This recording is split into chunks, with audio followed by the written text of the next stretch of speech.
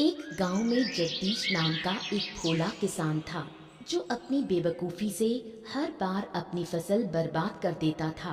बारिश के मौसम में धान की जगह तरबूज की खेती करता। अरे सुनते हो, क्या तुम्हें कभी अक्ल आएगी या नहीं? अरे अब का हो गया भाई, काहे चिल्ला रही हो?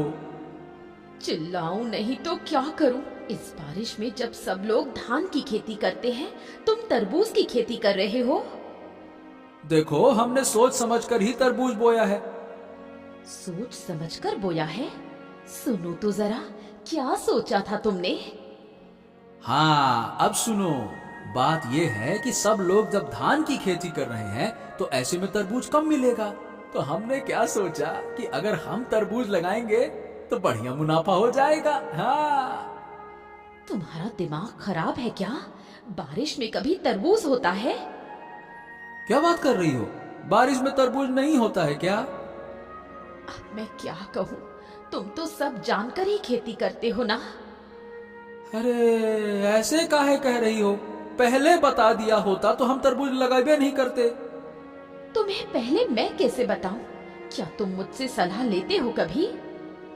हाँ, अब रहने दो, ज्यादा डांटो नहीं। आगे से ऐसा हम नहीं करेंगे। जाओ यहाँ से, मेरी नजरों से दूर हो जाओ। जगदीश की एक बेटी थी, नाम था दिव्या। दिव्या बहुत ही समझदार लड़की थी। वो गांव भर में घूम घूम कर लोगों की मदद करती थी। सुबह जब वो बुढ़िया के घर के सामने से गुजर रही थी तो देखा कि वो बुढ़िया रो रही है। अरे बूढ़ी माँ, आप रो क्यों रही हैं? क्या हुआ? मत पूछ बेटी, मेरे रसोई घर की छत गिर गई है। अब मैं क्या करूंगी? छत गिर गई? किसी से मदद मांगिए ना। कई लोगों से मांगी, पर कोई मदद करने को तैयार नहीं। क्या क्या मदद करने से कोई नुकसान हो जाता? रुको, मैं देखती हूँ क्या किया जा सकता है। बूढ़ी माँ, अब आप दूसरे सिरे को पकड़ो, मैं ऊपर उठाती हूँ। छत ऊपर चढ़ा देंगे। दोनों के प्रयास से छत वापस जगह पर लग जाती है। बुढ़िया बहुत खुश हो जाती है। वाह, तेरी अक्ल तो कमाल की है। तेरी वजह से मेरा रसोई घर ठीक हो गया। मैं हूँ ना माँ, जब भी जरूरत हो बस मुझे बुला लेना। खुश रहो बेटी, सदा सुखी रहो। हाँ माँ, आप लोगों की दुआओं की वजह से ही मैं अच्छी हूँ। अब चलती हूँ, माँ चिंता कर रही होगी। ठीक है बेटी, ध्यान से जाना। हर दिन ऐसे कामों के लिए दिव्या को माँ की डांट सुननी पड़ती है। आज भी कुछ अलग नहीं हुआ। ठहर जा, वहीं खड़ी रह। बता, कहाँ गई थी तू पूरे दिन? माँ, मैं थोड़ी देर गांव में घूमने गई थी। तुम जानती हो, मैं घर पर ज्यादा नहीं रहती। यही तो पूछ रही हूँ कि तू घर में क्यों नहीं रहती? क्या तुझे घर का कोई काम नहीं? घर का काम करने के लिए तो आप हो ही। मैं तो गांव वालों के काम में मदद करती हूँ। गांव वालों के काम करके तुझे क्या मिलता है? माँ, मुझे उनका प्यार और आशीर्वाद मिलता है। लोगों की मदद करने से बहुत सुकून मिलता है। बस कर, छोटी सी उम्र में इतनी बड़ी बड़ी बातें। अभी 15 साल की है और बात करती है जैसे 80 की बुढ़िया हो। रहने दो माँ, आज मत डांटो ना। तेरे बाप बेटी को लेकर मैं बहुत परेशान हूँ। एक है बहुत बेवकूफ, दूसरा बहुत चालाक। जरूर पापा ने फिर कोई बेवकूफी की है, उसी का गुस्सा मुझ पर निकाल रही हो। क्या करूं मैं? तू खुद देख घर की हालत। गांव के इतने लोगों की समस्या हल कर दी, अब तक पापा को ठीक नहीं कर पाई। क्या कहूँ, मेरी तो किस्मत ही फूटी है, तभी तो तेरे बाप के घर आई। अच्छा, अब मुझे खाना दो, बहुत भूख लगी है। दिव्या कभी अपनी माँ की बातों को गंभीरता से नहीं लेती। उसे गांव के अच्छे कामों में ही सुकून मिलता है।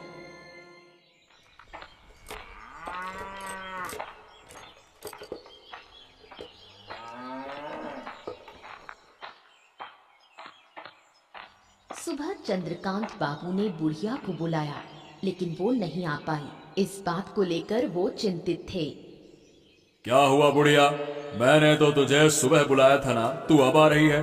क्या मेरी बात की कोई कदर नहीं है क्या? ऐसी कोई बात नहीं बाबूजी, दरअसल मैं थोड़ी परेशानी में पड़ गई थी। परेशानी में? क्या हुआ था? मेरी रसोई की छत गिर गई थी, उसे ठीक करने में लगी रही। अच्छा, तो अब छत ठीक हो गई? हाँ हो गई। मैंने बहुतों से मदद मांगी, लेकिन किसी ने नहीं की। तो फिर तूने अकेले ठीक की? नहीं बाबूजी, मैं अकेले नहीं कर पाई। जगदीश की बेटी ने मदद की। वही छोटी सी लड़की जो दिन भर गांव में घूमती रहती है? हाँ बाबूजी, वो छोटी जरूर है, लेकिन बहुत समझदार है। गांव के लोगों की बहुत मदद करती है। ऐसा है क्या? बिल्कुल, उसके जैसा कोई और बच्चा इस गांव में नहीं। अच्छा लगा सुनकर। कभी उसकी समझदारी की भी परीक्षा लूंगा मैं। जरूर देखिए, बच्ची बहुत तेज है। जहाँ भी जाती है समाधान लेकर ही लौटती है। बुढ़िया की बात सुनकर चंद्रकांत बाबू को ईर्ष्या होती है। उसे अपनी बेटी देवांशी दिव्या के सामने बहुत छोटी लगने लगती है।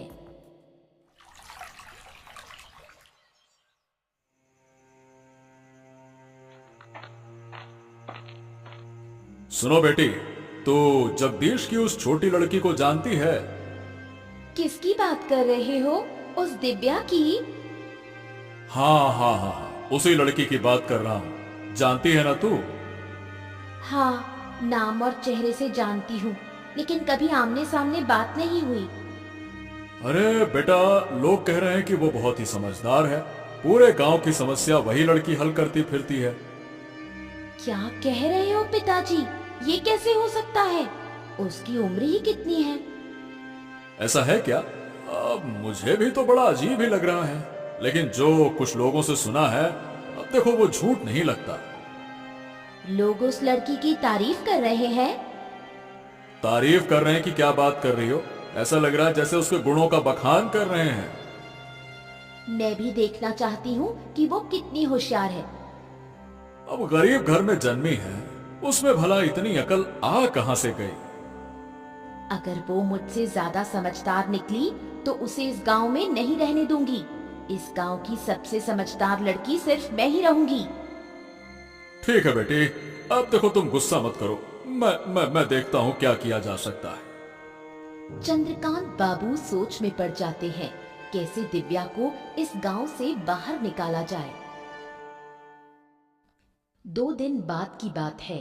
देवांशी गांव में घूमते हुए तालाब के किनारे दिव्या को खड़ा देखती है। उसके मन में एक शैतानी योजना आती है। अरे, तुम दिव्या हो ना, जगदीश काका की बेटी? हाँ, मेरे पापा का नाम जगदीश है। तुम कौन हो? ओहो, तुम मुझे पहचानती नहीं? मैं चंद्रकांत बाबू की बेटी हूँ। ओह, तुम चंद्रकांत बाबू की बेटी हो। तुम्हारे बारे में बहुत सुना है, लेकिन कभी देखा नहीं। देखो कि कैसे, मैं तो ज्यादा बाहर निकलती ही नहीं। तुम्हारे बारे में भी बहुत सुना है। तुमसे मिलकर बहुत अच्छा लगा। सुना है तुम बहुत समझदार हो। चलो बैठकर थोड़ी बात करते हैं। देवांशी दिव्या को तालाब के किनारे बैठने के लिए कहती है, फिर उसे धक्का देकर पानी में गिरा देती है और खुद नकली कोशिश करती है उसे बचाने की। उसके चेहरे पर शैतानी मुस्कान होती है। कोई है? मुझे बचाओ, मैं डूब रही हूँ। अरे, तुम गिर गई? कैसे? मुझे तो तैरना नहीं आता। दिव्या हाथ पांव मारती है और एक पेड़ की डाली पकड़कर खुद को बाहर निकालती है। तुम ठीक तो हो ना? हाँ, मैं ठीक हूँ। अब मैं घर जा रही हूँ। इस घटना के कुछ दिन बाद जगदीश और चंद्रकांत बाबू के बीच विवाद हो जाता है।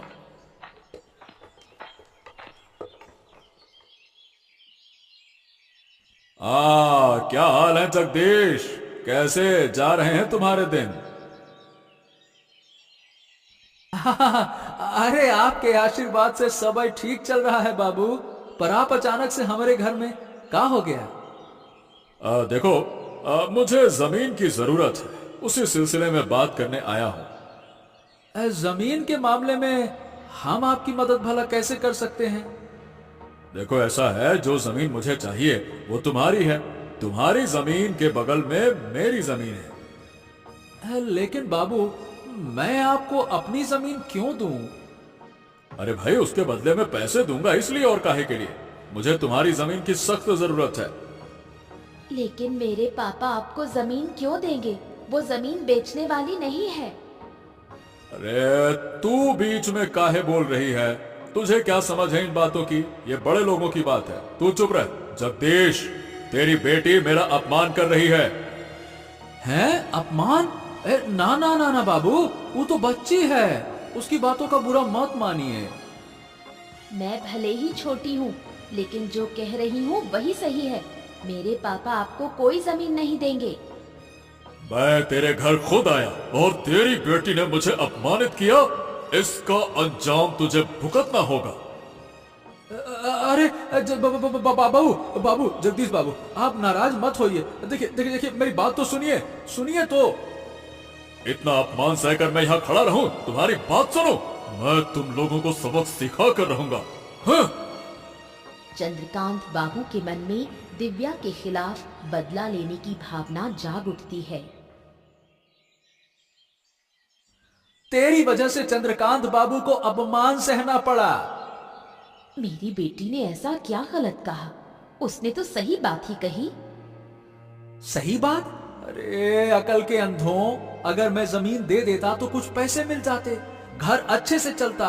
अब क्या जमीन का क्या करेंगे? चाटेंगे? माँ, पापा को जरा समझाओ ना। तुझे लगता है मैं समझा नहीं रही? उनकी समझ में कुछ आता है? चुप रहो तुम दोनों। तुम दोनों माँ बेटी मिलकर हमारा घर बर्बाद ही करके रहोगे लगता है। क्या कहा? मैं अपना घर खुद बर्बाद कर रही हूँ? और नहीं तो क्या, ऐसे अपशगुनी लड़की को घर में रखना चाहिए क्या? नहीं रखेंगे तो क्या करेंगे? घर से निकाल देंगे? अगर बेटी घर का भला नहीं चाहती है ना, तो उसे निकाल देना ही ठीक है। अगर मेरे होने से इतनी परेशानी है तो मैं ही घर छोड़कर जा रही हूँ।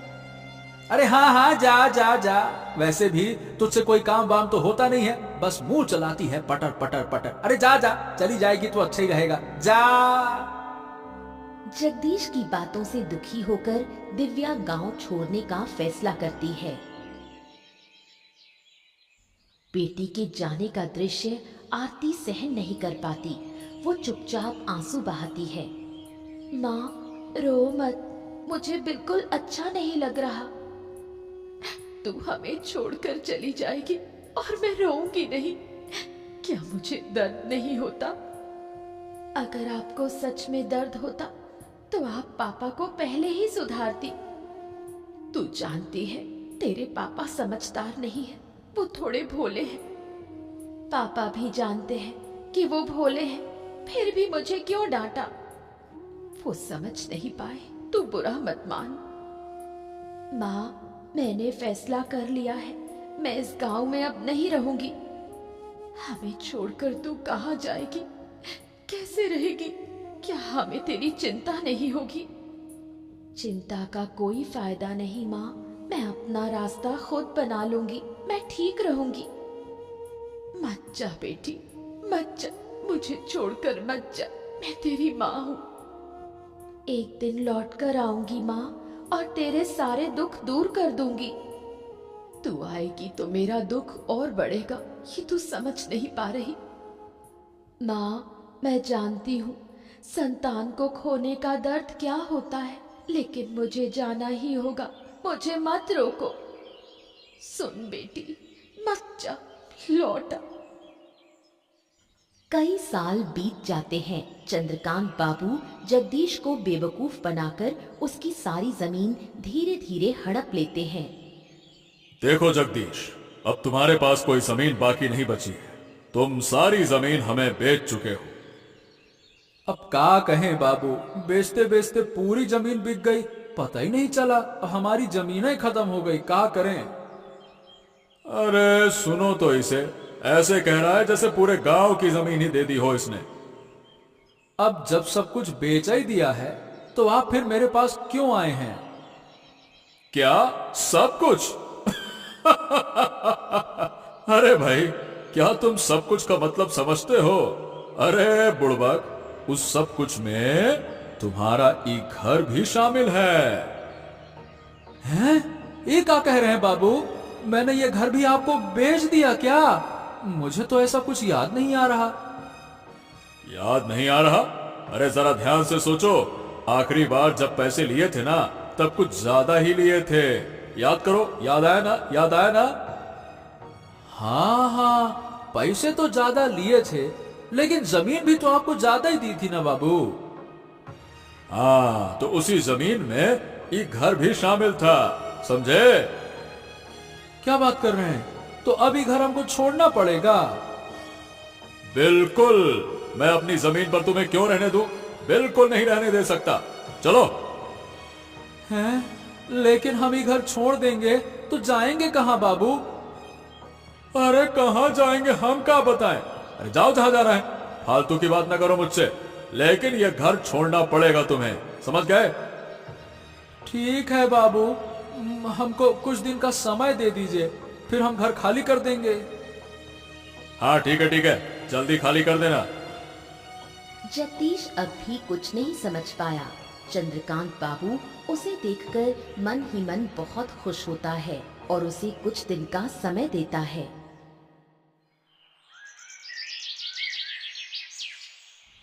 जगदीश गहरी सोच में पड़ जाता है। उनका अंतिम सहारा भी अब खत्म हो चुका है। मैंने तुम्हें बार बार कहा था उस चंद्रकांत बाबू के साथ मत घूमो, लेकिन तुमने मेरी एक भी बात नहीं मानी। अरे हमको क्या पता था? अरे गिन्नी, अगर पता होता तो मैं उसके साथ उठता बैठता क्या? तुमने नहीं समझा, ये ठीक है, लेकिन जब जब मैंने समझाने की कोशिश की, तुमने मुझे ही चुप करा दिया। अरे हमको कभी अंदाजा ही नहीं था कि हमारे साथ ऐसा हो जाएगा। तुम्हारी वजह से मैंने अपनी बेटी को खो दिया। वो तो शुरू से ही विरोध कर रही थी। हाँ, अब जाकर समझ में आ रहा है कि मेरी बिटिया सही कहती थी। मैंने नाहक उसे गलत समझा इतने साल। क्या करूं, मेरी अकल ही मारी गई थी। तुमने उसे घर से निकाल दिया, अब उसका पाप तुम्हें भुगतना पड़ रहा है। मैं और सजा भुगतने को तैयार हूँ। मेरी बेटी न जाने कहाँ होगी, किस हालत में होगी। मुझे माफ कर दो मेरी बेटी। अब रोकर क्या फायदा? सोचो, अब आगे कहाँ जाएंगे? अरे अब तो कुछ सोचने की शक्ति ही नहीं रही। कहाँ जाएंगे, क्या करेंगे? तुम्हारे दिमाग में कभी कुछ चलता ही कब था? सारा झंझट मुझे ही सहना पड़ा है। अब मैं क्या करूं? चिंता मत करो गिन्नी, हम कुछ उपाय सोचते हैं। जगदीश और आरती का जीवन अब अनिश्चितता के अंधकार में डूब गया। दिव्या गांव लौटकर गांव के विकास के लिए प्रयास शुरू करती है। उसकी मुलाकात आनंद नाम के एक शिक्षित युवक से होती है। सुना है आप 2 दिन पहले गांव लौटी हैं और गांव के भले के लिए काम करना चाहती हैं। हाँ, आपने ठीक सुना। क्या आपको कोई आपत्ति है? अरे नहीं नहीं नहीं नहीं, कैसी बातें कर रही हैं? मैं तो खुद किसी ऐसे व्यक्ति की तलाश में था। फिर तो और भी अच्छा। दरअसल मैं भी काफी समय से गांव के विकास के लिए कुछ करना चाहता था। अब आपको पाकर अच्छा लग रहा है। अब मेरे पास एक साथी है। आपके साथ मिलकर मैं और भी अच्छा काम कर पाऊंगी। हाँ हाँ जी हाँ, मैं भी तो यही कहना चाहता था। आप तो काफी समझदार हैं। तो आपने गांव के लिए क्या योजना बनाई है? वैसे मैंने अभी तक कुछ तय नहीं किया है, पर सोच रहा था कि अनपढ़ किसानों को कृषि के बारे में जागरूक किया जाए। हाँ, ये तो बहुत अच्छा विचार है। मैं भी कुछ ऐसा ही सोच रही थी। क्यों ना गांव के शिक्षित लोगों को साथ लेकर एक संस्था बनाई जाए। अरे ये तो और भी अच्छा होगा। इससे हम किसानों को और अच्छे से समझा पाएंगे। और हमारी संस्था भी आगे बढ़ेगी। तो फिर मैं गांव के शिक्षित लोगों को इकट्ठा करता हूँ फिर। हाँ हाँ, जरूर कीजिए। उसके बाद मुझसे संपर्क कीजिए। मैं संस्था की शुरुआत करती हूँ। कई साल बाद जब चंद्रकांत बाबू को दिव्या की वापसी की खबर मिलती है, वो बदले की आग में जल उठता है। अजय, गांव पर ठीक से नजर रख रहा है ना? हाँ बाबू, सब ठीक से देख रहा हूँ। फिर भी तू मुझे ये नहीं बता पाया कि जगदीश की बेटी गांव में संस्था बना रही है। खबर तो मेरे पास भी थी बाबू। सोचा था कि आज ही आपको बताऊंगा।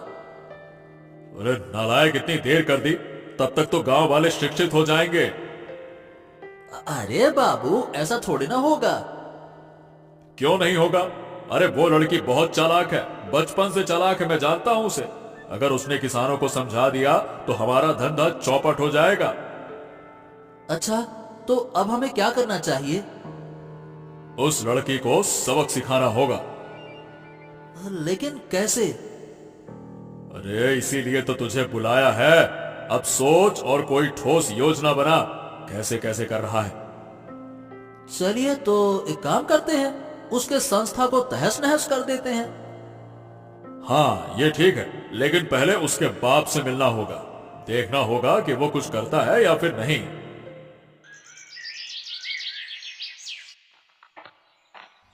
जब चंद्रकांत बाबू जगदीश के घर पहुंचे तो जगदीश थोड़ा डर गया। उसने सोचा चंद्रकांत बाबू शायद उसे घर से निकालने आए हैं। प्रणाम प्रणाम बाबू। आइए आइए आइए, अंदर आइए, बैठिए बैठिए बैठिए।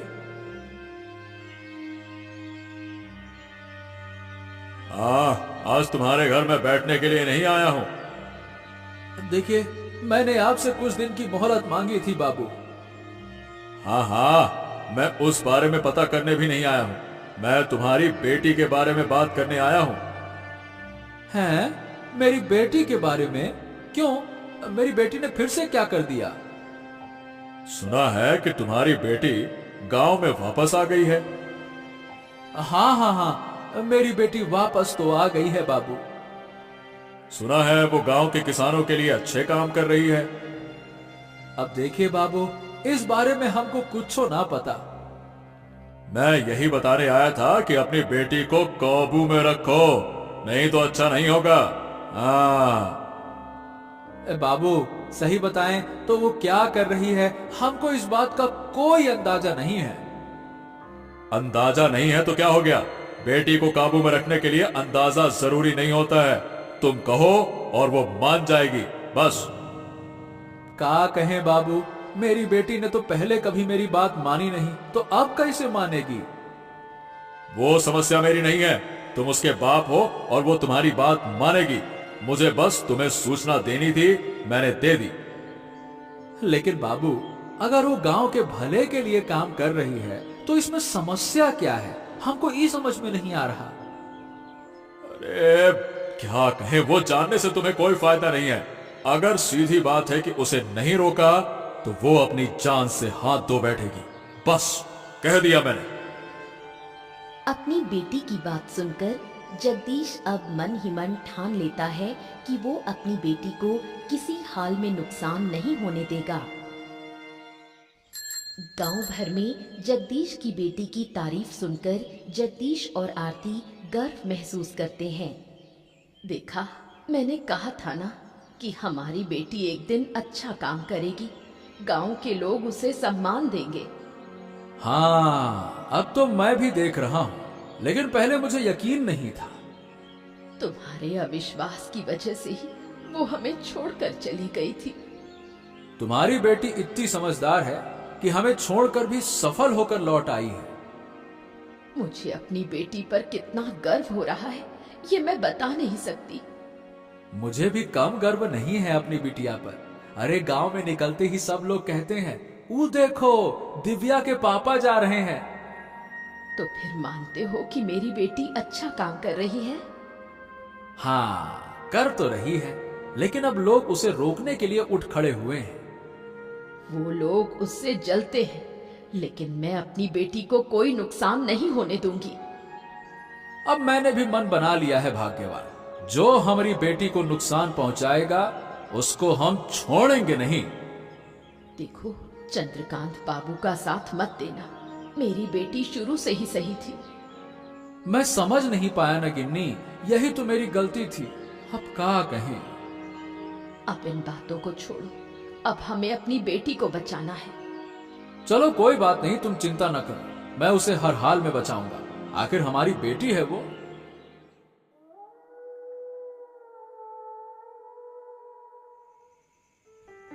दूसरी ओर चंद्रकांत बाबू और अजय ने चालें चलनी शुरू की। सुन अजय, इस बार योजना मजबूत होनी चाहिए। वो लड़की बहुत चालाक है। सिर्फ चालाक नहीं, वो बहुत होशियार भी है। हम कुछ भी करें वो अपनी समझ से बच निकलती है। इसलिए तो कह रहा हूं, इस बार सख्त तैयारी होगी। तो फिर बताइए बाबू, क्या किया जाए अब? पहले कुछ लोगों को इकट्ठा करो, फिर उसके संस्था को तोड़ डालो। तो चलिए बाबू, कल ही हमला करते हैं। हाँ, कल ही करना होगा। अब और देर नहीं की जा सकती। अगर गांव वाले बीच में आ गए तो उन्हें गांव से निकालने की धमकी देंगे। कोई और बीच में फिर नहीं आएगा। लेकिन उस लड़की के साथ हमारे गांव का आनंद भी है। उससे थोड़ा डर लगता है, लोग उसे बहुत मानते हैं। अगर आनंद बीच में आया ना, तो उसे भी खत्म कर देंगे। ठीक है बाबू, ये हुई ना बात। किसी भी हालत में ये काम रुकना नहीं चाहिए, नहीं तो मैं किसानों की जमीन हथिया नहीं पाऊंगा। सुबह होते ही चंद्रकांत बाबू, अजय और उनके लोग सभा घर पहुंचते हैं, हाथों में डंडे और हथियार। ये क्या बाबू, आप लोग यहाँ हथियार लेकर क्यों आए हैं? क्या मकसद है आपका? जो काम तुम लोग कर रहे हो वो गांव के भले के लिए नहीं है। इसे अभी के अभी बंद करो। ये काम गांव के भले के लिए नहीं है, ये आपसे किसने कहा? या फिर ये काम आपके धंधे के लिए खतरा बन गया है? रोज जबान लड़ाती है। अजय, देख क्या रहा है? इस सभा घर को तोड़ डाल। चल। अगर हिम्मत है तो आइए, हम तुम्हारे हाथ तोड़ डालेंगे। अब दिव्या के सामने ढाल बनकर खड़े हो जाते हैं जगदीश। चंद्रकांत बाबू गुस्से में भड़क उठते हैं। खबरदार बाबू, अब तक आपने हमारे परिवार को बहुत नुकसान पहुंचा दिया। अगर आज हमारी बेटी को कुछ हुआ ना, तो आपको हम लटा के ऐसा मारेंगे, क्या कहें फिर। छोड़ दो उसको, बहुत हो गया। ए जगदीश, तू भूल रहा है कि तेरा घर अब भी मेरी मुट्ठी में है। ए बाबू, घर वर की कोई जरूरत नहीं है, फालतू की धमकी देना नहीं। और हमारी बेटी को कुछ होना नहीं चाहिए। हाँ। तूने अच्छा नहीं किया। अपने आदमियों को पकड़ो और चुपचाप निकल जाओ, नहीं तो आपको कुचलने में एक पल नहीं लगाऊंगा।